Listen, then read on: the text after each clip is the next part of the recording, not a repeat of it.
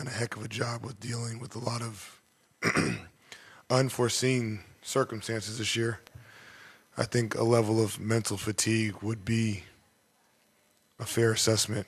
I do not think that is a reason why some of those things are happening, which you alluded to in terms of the turnovers and the gameplay.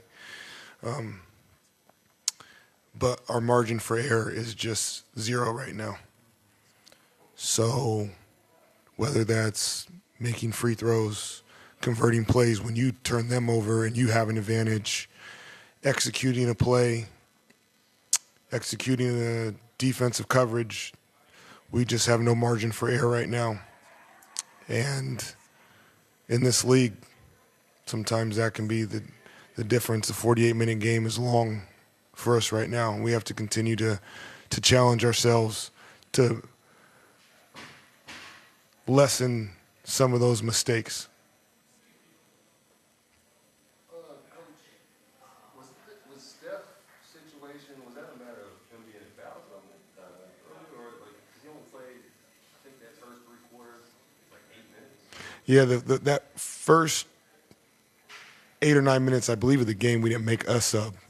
That group really got it rolling, and we just kind of were going to let them ride the hot hand. So the first half rotations probably were a little unique, just from even what we were expecting to do, because we didn't want to stop our own momentum in that sense. And then, yeah, there was just a few mistakes that were made that, in a game that was close and going back and forth, we needed as much solid basketball as we could get. It was just a decision that I made on a few different situations. You see here and trying to carry the burden, maybe that makes him press a little bit more than he normally would? I'm sure. Anytime you lose one of your top guys, I think the guys that already are doing the heavy lifting are trying to do more.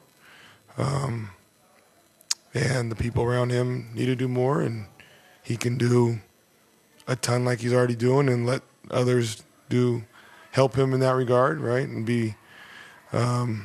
but I think everybody's probably pressing a little bit and trying to.